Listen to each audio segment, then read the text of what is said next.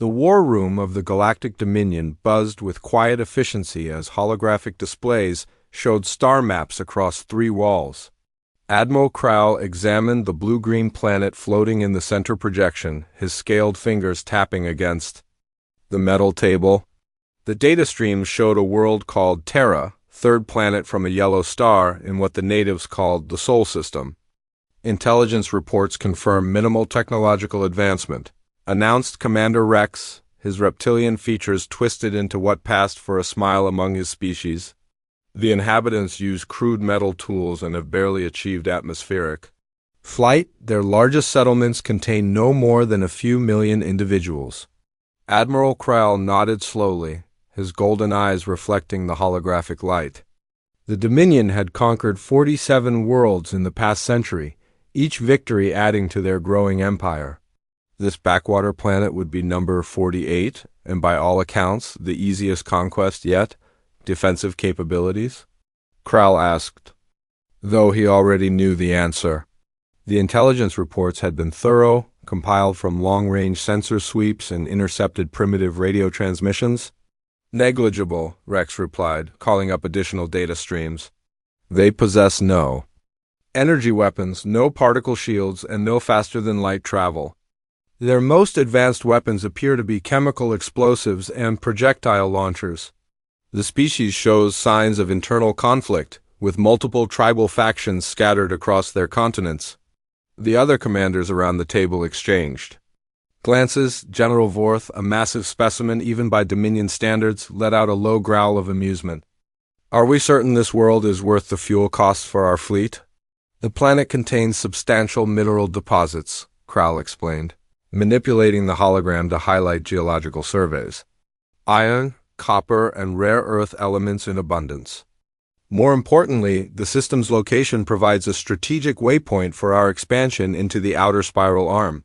3 light-years away, Earth's orbital monitoring station detected the approaching alien vessels long before they entered the solar system.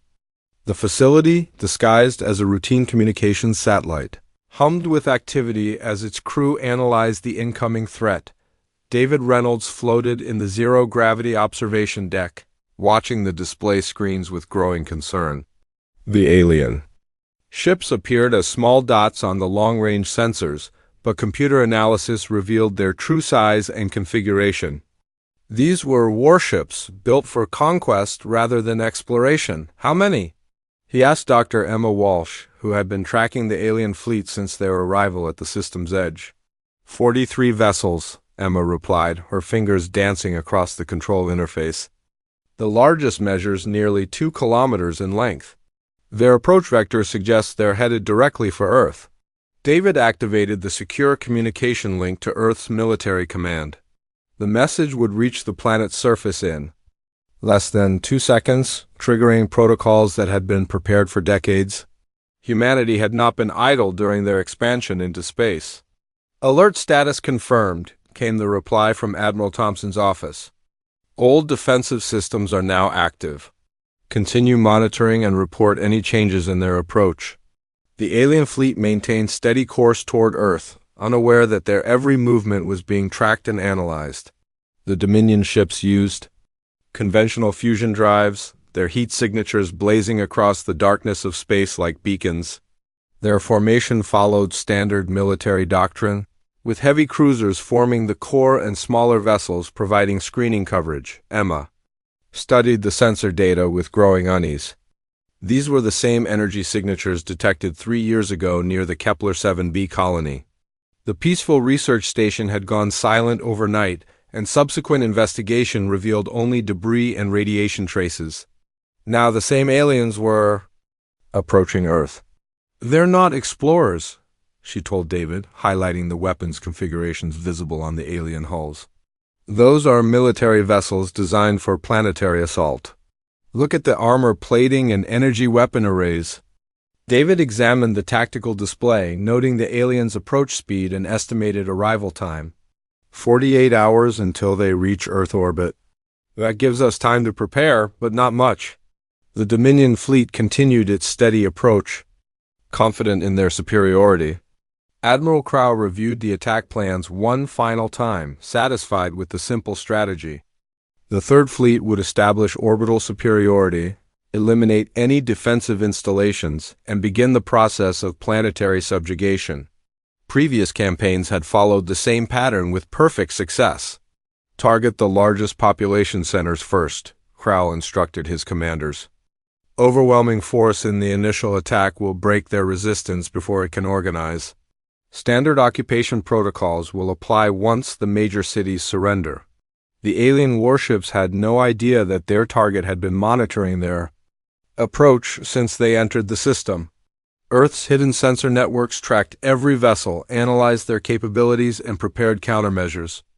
The planet's defensive grid, built over decades of careful preparation, waited in silent readiness. Dr. Emma Walsh transmitted her final report to Earth's military command, confirming the hostile intent of the approaching fleet. The aliens showed no signs of attempting communication, no indication of peaceful intentions. Their formation and approach pattern matched standard invasion doctrine from a dozen different species. 43 warships, she reported. Estimated crew complement of 15,000. Weapon systems include particle beam arrays, kinetic projectiles, and what appears to be some form of plasma cannon. They're treating this as a routine conquest. The message reached Earth's command centers within seconds, triggering the final phase of humanity's defensive preparations. Systems that had remained hidden for decades powered up across the planet and throughout the solar system. The aliens were about to discover that their intelligence reports had been catastrophically wrong. Admiral Crow settled into his command chair as the fleet prepared for the final approach to the target world. The blue-green planet grew larger in the viewports, looking peaceful and defenseless.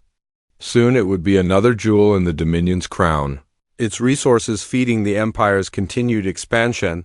The alien commander had no way of knowing that Earth's inhabitants had been preparing for this moment since their first tentative steps into space. Humanity had learned long ago that the universe contained threats beyond their imagination, and they had prepared accordingly. The Dominion fleet was about to encounter an enemy unlike any they had faced before. The war was about to begin, and the aliens had no idea what they were flying into. Solar radiation bathed the alien fleet as they decelerated into Earth's outer system, their sensors finally getting clear readings of their target. Commander Rex stared at the tactical display in confusion, his reptilian features creased with concern. The primitive world his intelligence reports had described was nowhere to be found. "Sir, we're detecting multiple artificial structures throughout the system," reported Lieutenant Zex from the sensor station. "Orbital platforms around the third planet, mining operations in the asteroid belt, and what appears to be a permanent base on the fourth planet's larger moon." Rex examined the data streams flowing across his screens. Hundreds of artificial objects moved through space with obvious purpose and coordination. The level of technology displayed was far beyond what their reports had indicated. Are these recently constructed? Perhaps they acquired technology from another species. "Impossible to determine age from this distance," Zex replied, his claws clicking against the control surface. "But the construction pattern suggests they've been in place for decades at minimum." Admiral Crow received the updated intelligence reports with growing irritation. The Third Fleet had been selected for this mission precisely because the target was supposed to be primitive. Now his commanders were reporting advanced space-based infrastructure that rivaled some of the Dominion's own colonies. "Stolen technology," he declared, dismissing the uncomfortable implications. "They must have salvaged equipment from a crashed vessel or discovered ancient ruins. Primitives cannot develop such capabilities independently." The alien fleet continued its approach, though with considerably less confidence than before. Their sensors detected power signatures that defied easy explanation, and communication intercepts revealed a complex language system far more sophisticated than the crude utterances their intelligence had suggested. Earth's defensive command center hummed with quiet activity as Admiral Thompson reviewed the incoming threat assessment. The alien fleet had maintained strict radio silence during their approach. but their intentions were clear from their formation and weapon status. "They're not responding to our attempts at communication," reported Communications Officer Liu, her fingers dancing across the control interface. "We've transmitted on every frequency we can think of, including mathematical sequences and prime number patterns. They're either ignoring us or incapable of understanding." Thompson nodded grimly. "What about their weapon systems?" "Fully charged and ready for combat," replied Tactical Officer Anderson. "Energy signatures match standard particle beam arrays. And kinetic projectile systems, they're not taking any chances." The alien fleet entered Earth's immediate vicinity with weapons powered and shields raised. They expected to encounter a few primitive satellites and perhaps some basic defensive installations. Instead, they found themselves surrounded by sophisticated, space-based platforms that had somehow remained hidden from their long-range sensors. "Contact!" shouted Lieutenant Zex as proximity alarms began sounding throughout the Dominion fleet. Multiple vessels approaching from various vectors. They appeared to have some form of stealth technology. Commander Rex watched in amazement as human warships seemed to materialize from empty space, their hulls shimmering as advanced cloaking systems disengaged. The vessels were sleek and purposeful, clearly designed for combat rather than exploration. "How many?" Rex demanded, his voice tight with concern. 12 ships initially detected, but sensors are having difficulty maintaining locks. They're using some form of electronic countermeasures that's interfering with our targeting systems. The human fleet took up defensive positions around Earth, their weapon systems active but not yet firing. Admiral Thompson had ordered his forces to attempt peaceful contact one final time before engaging the alien invaders. "This is Admiral Thompson of the Earth Defense Force," came the transmission across multiple frequencies. "You have entered our system without permission and with obvious hostile intent. Withdraw immediately or face the consequences." The message reached the Dominion fleet clearly, but Admiral Crowell dismissed it as primitive bluffing. "They're trying to intimidate us with stolen technology. Begin the attack on their orbital installations. Once we demonstrate our superior firepower, they'll surrender quickly enough." The first shots of the war came from the alien fleet as particle beams lanced out toward Earth space stations. The Dominion forces expected to see their targets explode in brilliant flashes of destruction.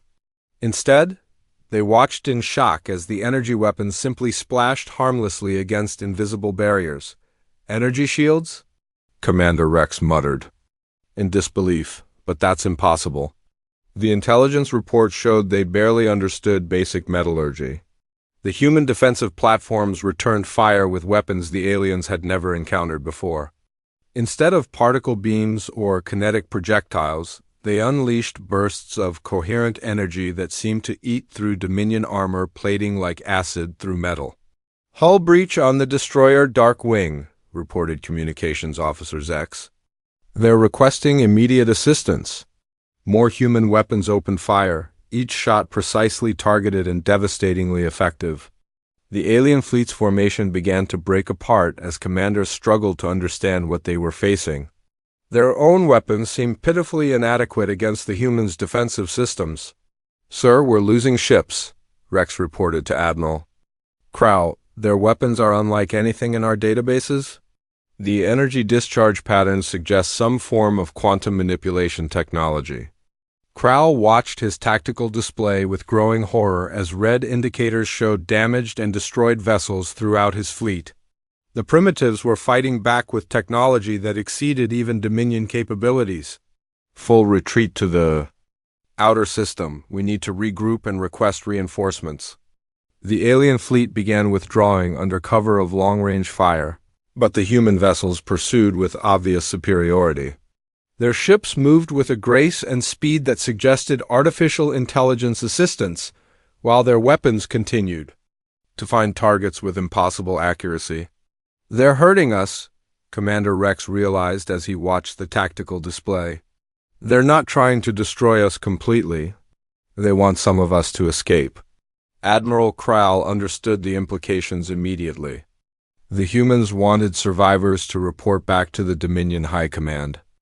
They were sending a message that this world would not be easily conquered. The surviving alien vessels limped away from Earth's system, their crews in shock from the devastating defeat.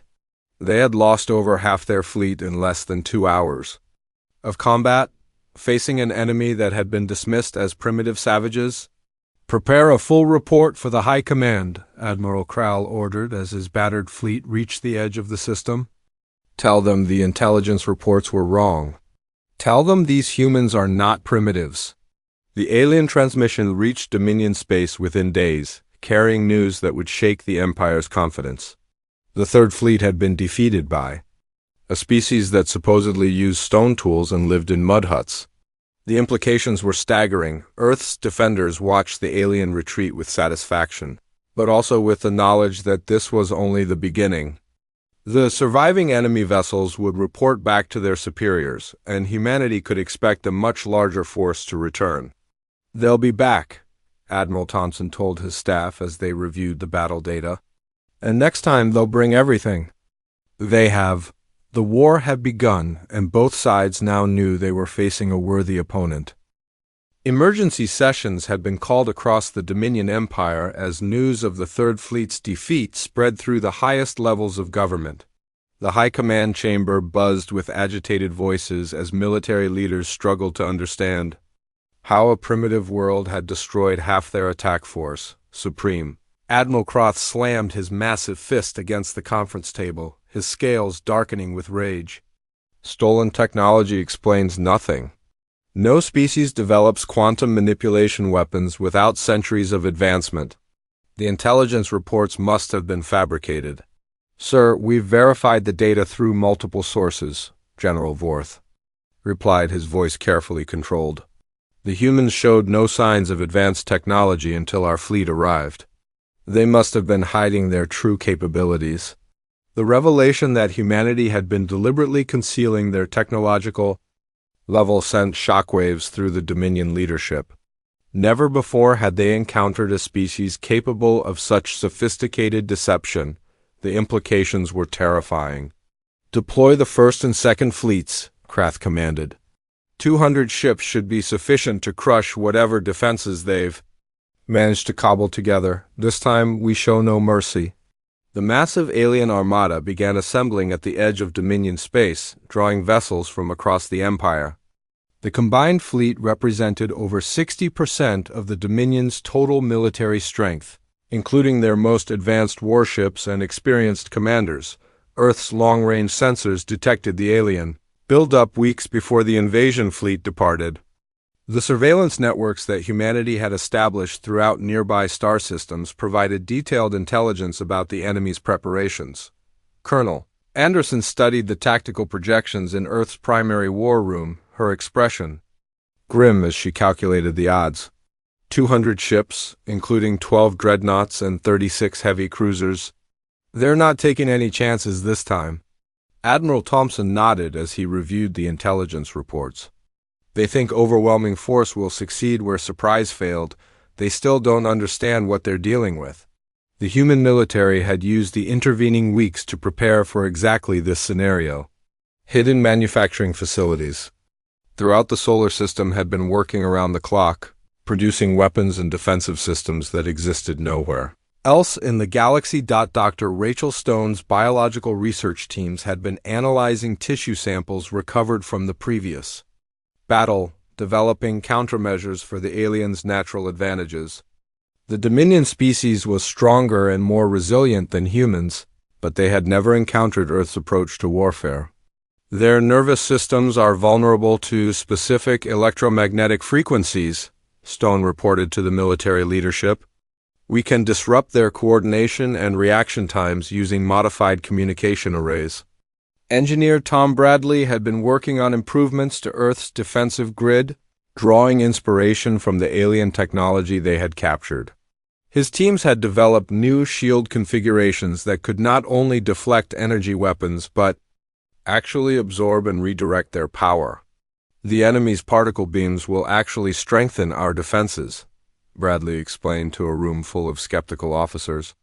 We're turning their own weapons against them. The Dominion fleet departed for Earth with confidence restored by their overwhelming numerical superiority. Admiral Crowell, his previous defeat haunting him, had been demoted to Fleet Tactical Advisor, while General Vorth assumed overall command of the invasion. "The primitives surprised us once," Vorth declared to his assembled commanders. "They will not do so again. We know their capabilities now, and we have prepared accordingly." The alien fleet's approach to Earth was methodical and careful, with advanced scouts probing for hidden defenses and stealth ships. They expected to encounter the same forces that had defeated the Third Fleet, but with sufficient numbers to overwhelm any resistance. Captain Wilson led Earth's first response, deploying a squadron of the newest human warships equipped with revolutionary jump drive technology. The vessels seemed to teleport across space, appearing and disappearing in ways that defied conventional physics. "Multiple contacts approaching from impossible vectors," reported the Dominion Fleet's sensor officer. "They're using some form of space-folding technology." The human ships struck with precision and speed, targeting the alien formation's weak points and communication nodes. Each attack lasted only seconds before the human vessels vanished again, leaving confusion and damage in their wake. "They're everywhere and nowhere," Commander Rex observed as he tried to track the human fleet's movements. "Our sensors can't maintain locks on targets that don't follow normal space-time physics." The Dominion forces attempted to adapt their tactics, but the humans had anticipated every possible response. Lieutenant Cole's Cyber Warfare Division had been studying alien communication protocols, and they began their own surprise attack. "Sir, we're losing control of our own ships," reported the communications officer aboard the Dominion flagship. "Our computer systems are being compromised by some form of adaptive virus."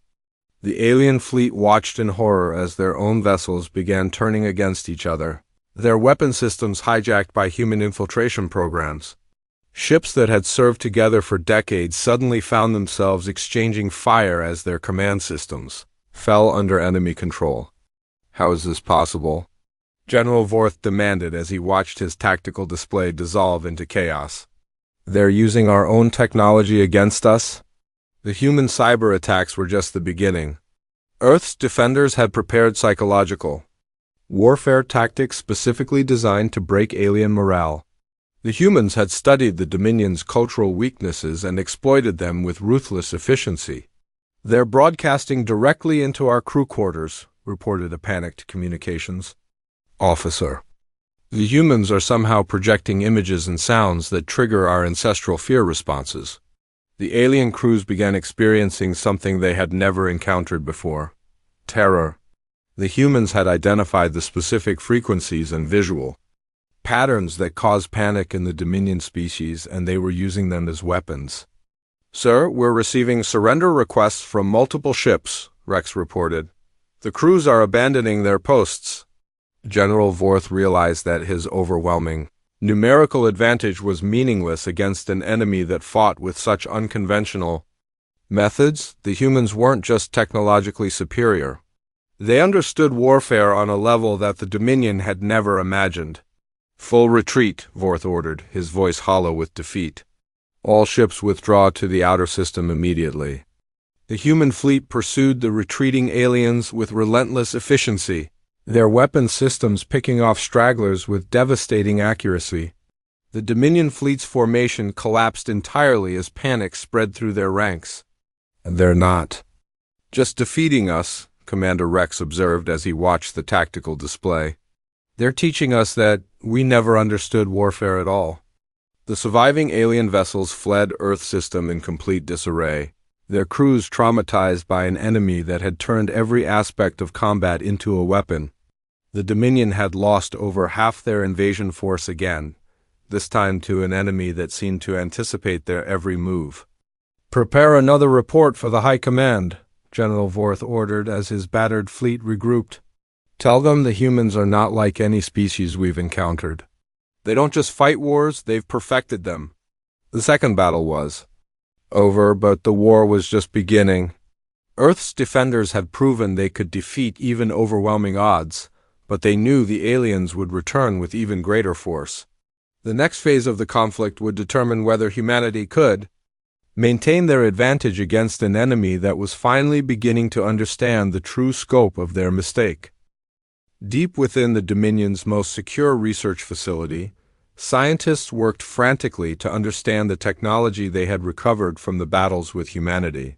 The few intact weapon fragments and scanner readings revealed engineering principles that challenged their understanding of physics. Dr. Zell examined the mysterious human energy weapon components under multiple forms of analysis, his team struggling to comprehend the underlying science. The power coupling system suggests they're manipulating quantum field fluctuations directly, he reported to Supreme Admiral Krath. This level of technology should require centuries of development. The alien leadership faced a crisis of confidence. As reports continued arriving from the front lines, their two greatest fleets had been defeated by a species they had dismissed as primitive, and now intelligence suggested that humanity possessed technology that exceeded even their most advanced theories. "Send everything," Krath commanded after reviewing the latest battle analysis. "Every available ship, every reserve fleet, every experimental weapon. We cannot allow this species to threaten our empire's expansion." The final Dominion assault would comprise over 400 vessels, including their most powerful dreadnoughts and prototype warships. The Empire was committing its entire military strength to eliminating what they now recognized as their greatest threat. Earth's military leadership watched the alien preparations with growing concern. The approaching fleet represented more firepower than humanity had ever faced, and even their advanced defenses might not withstand such overwhelming force. "They're bringing everything they have," Admiral Thompson observed as intelligence reports detailed the massive alien armada. This is their final gambit. The human military had spent months preparing for this moment, drawing on every advantage their species possessed. The factories hidden throughout the solar system had been producing weapons and defensive systems around the clock, while Earth's finest minds worked on technologies that existed nowhere else in the galaxy. Engineer Tom Bradley's latest breakthrough involved shield generators that could create overlapping defensive fields throughout an entire star system. The technology was revolutionary, but it required precise coordination and massive amounts of power. "We're essentially turning the entire solar system into a fortress," Bradley explained to the assembled military leaders. "The aliens will face defensive barriers no matter where they approach from." Dr. Rachel Stone's Biological Warfare Division had developed even more sophisticated countermeasures against the Dominion species. Her teams had created airborne agents that could disrupt alien nervous systems while remaining harmless to human physiology. "We're not just fighting their technology," Stone reported. "We're fighting their biology, their psychology, and their understanding of warfare itself." The human approach to combat had evolved far beyond simple weapon systems. They treated warfare as a science that encompassed every aspect of their enemy's existence, from physical vulnerabilities to cultural weaknesses. Captain Wilson's tactical teams had developed new strategies that combined conventional weapons with psychological warfare and cyber attacks. The humans had learned to fight on multiple levels simultaneously, creating chaos that their enemies could not counter. "They think in terms of ship-to-ship combat," Wilson explained to his squadron commanders. "We're going to show them that modern warfare involves entire civilizations." The Dominion fleet approached Earth's system with every possible precaution, their formation spread across multiple vectors to prevent the concentrated attacks that had devastated their previous invasions. They expected to encounter the same defenses that had defeated their earlier forces, but with sufficient numbers to overwhelm any resistance. "Sensors detect the human defensive grid," reported the fleet's intelligence officer. "Multiple energy signatures throughout the system, but nothing beyond our previous encounters." Admiral Crowell, restored to command after extensive debriefing about human capabilities, studied the tactical displays with hard-earned caution. "They're waiting for us to commit to an attack vector. Do not underestimate their ability to adapt." The alien fleet entered Earth's outer system in perfect formation, their weapons charged and shields at maximum power. They had learned from their previous defeats and prepared countermeasures for every human tactic they had encountered. The first surprise came when the human defensive grid activated, creating energy barriers that extended far beyond anything the aliens had previously detected. The entire solar system became a maze of overlapping defensive fields that channeled the alien advance into predetermined killing zones. "They've turned space itself into a weapon," Commander Rex observed as he watched the tactical display. "We're being forced into exactly the positions they want us to occupy." The Dominion fleet found themselves trapped in corridors of space between the human defensive barriers, their formation compressed into vulnerable clusters. The humans had anticipated this exact scenario and prepared accordingly. "Multiple human vessels approaching from concealed positions," reported the fleet's sensor officer. "They're using the defensive grid to mask their approach vectors."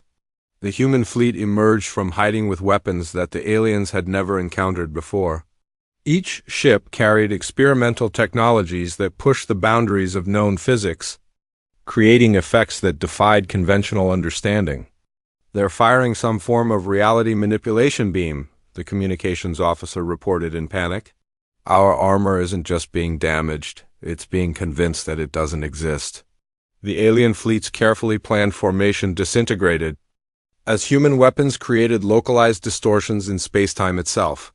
Ships found themselves displaced across impossible distances, their crews struggling to maintain cohesion as the laws of physics seemed to change around them. "Sir, we're receiving reports of crew members aging rapidly in certain sections of the ship," Rex reported. "The humans appear to be weaponizing time itself." The Dominion forces attempted to adapt their tactics, but the humans had prepared for every possible response. Lieutenant Cole's cyber warfare division had developed viruses that could infiltrate alien systems faster than they could be detected and countered. "Our entire fleet network is compromised," the communications officer reported. "The humans are inside our systems, and they're learning our protocols faster than we can change them." The alien fleet's advanced artificial intelligence systems began turning against their creators as human infiltration programs rewrote their core programming. The Dominion found themselves fighting their own technology while trying to engage an enemy that seemed to exist in multiple dimensions simultaneously. "They're not just defeating us," Admiral Crow realized as he watched his fleet's systematic destruction. "They're teaching us that we never understood what warfare could become." The human attacks came from every conceivable angle, using weapons that combined physical destruction with psychological trauma and technological subversion. The aliens found themselves facing an enemy that had turned conflict into an art form. "Full retreat," Crow ordered as his fleet's casualties mounted beyond acceptable limits. "All ships withdraw immediately. We cannot win this engagement." The surviving Dominion vessels fled Earth's system in complete defeat, their crews traumatized by an enemy that had exceeded every prediction and countermeasure. The Empire's greatest military force had been shattered by a species that treated warfare as both science and philosophy. "Prepare a final report for the High Command, Admiral," Crow ordered as his battered fleet regrouped. "Tell them we were wrong about everything. Tell them the humans are not just another species, they're the ultimate expression of military evolution." The war had reached its climax, and humanity had proven that their reputation as the galaxy's newest military power was well-deserved. The Dominion Empire would never again underestimate the species that had turned their own planet into a fortress and their solar system into a weapon. The Emergency Council session on the Dominion homeworld had been ongoing for 3 days as military leaders and government officials struggled to comprehend the scope of their defeat. The Empire's entire military structure lay in ruins, with over 80% of their fleet destroyed or disabled by a species they had originally dismissed as primitive. Supreme Admiral Krath stood before the assembled leadership, his scales pale with exhaustion and defeat. "The humans are not like any species we have encountered," he reported. "They do not simply fight wars, they have evolved warfare itself into something beyond our understanding." The intelligence reports painted a picture that challenged everything the Dominion believed about military superiority. Humanity had not just defended their homeworld. They had systematically dismantled the Empire's most advanced forces using tactics that seemed to exist outside conventional physics. They weaponized time itself, reported Dr. Zell, the Empire's leading scientist. Our analysis of the battle data shows localized temporal distortions that aged our hull plating by centuries and seconds. This technology should be impossible. The surviving fleet commanders shared their experiences with growing horror. The humans had attacked not just their ships and weapons, but their understanding of reality itself. Every assumption about warfare had been proven inadequate against an enemy that treated conflict as a multidimensional art form. They turned our own technology against us, Admiral Crowell testified. Their cyber warfare capabilities exceeded our ability to defend or adapt. It was as if they understood our systems better than we did. The Dominion leadership faced a choice that would define their empire's future. They could continue the war against humanity and face complete annihilation, or they could accept defeat and hope for mercy from a species that had demonstrated capabilities beyond their imagination. "We surrender," Krath announced, his voice hollow with defeat. "Send a message to the humans. Tell them the Dominion acknowledges their supremacy and begs for terms." The surrender transmission reached Earth within hours, but humanity's response was swift and uncompromising. Admiral Thompson's reply echoed across Dominion space with the coldness of absolute judgment. "The Dominion Empire has committed genocide against peaceful species throughout the galaxy," Thompson's message began. "Your attack on our world was unprovoked and intended to enslave or exterminate our people. We do not accept surrender from species that practice genocide." The human fleet, no longer constrained by defensive positions, began its advance toward Dominion space. The warships that had defended Earth now carried the war to their enemy's territory, their capabilities enhanced by technologies that seemed to defy natural law. Admiral Hayes led the human offensive, her fleet moving through space with impossible speed and precision. The ships seemed to exist in multiple locations simultaneously, their weapons reaching targets across vast distances without regard for conventional physics. "They're not just advancing," reported the Dominion's desperate intelligence networks. "They're rewriting the rules of space travel itself. Our defensive positions are meaningless against enemies that can appear anywhere instantly." The human attack on the Dominion's core systems was systematic and merciless. Each world that had participated in the Empire's expansion faced the same fate: their military installations destroyed and their fleets scattered across the galaxy. "They're not conquering us," observed Commander Rex from his hiding place in the outer systems. "They're erasing us from existence."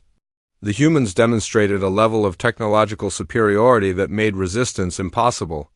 Their weapons could destroy entire fleets from distances that exceeded sensor range, while their defenses remained impervious to every weapon in the Dominion arsenal. Professor Mills established a galaxy-wide broadcast network, ensuring that every civilized species would learn the truth about humanity's nature. The transmission revealed the full scope of human military history, from their earliest tribal conflicts to their mastery of interstellar warfare. "The species you know as humans have been perfecting the art of warfare for over 10,000 years, Mills explained to the galaxy. "They have fought each other across their homeworld, learning from every conflict and advancing their understanding of combat with each generation."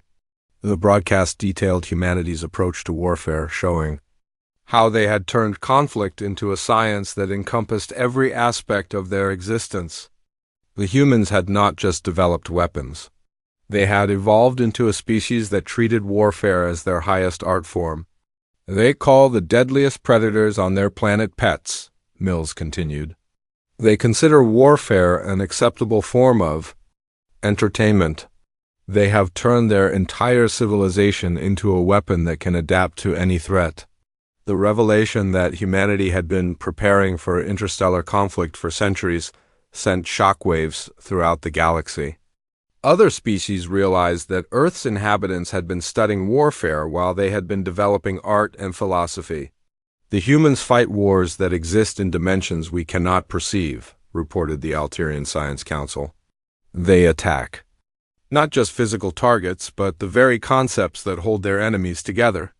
The surviving Dominion forces fled to the galaxy's outer edges, carrying warnings that would reshape interstellar politics for generations. The humans had proven that technological advancement meant nothing against a species that had spent millennia perfecting the art of destruction. Never approach their system, Admiral Crowell warned the scattered refugees. Never threaten their interests.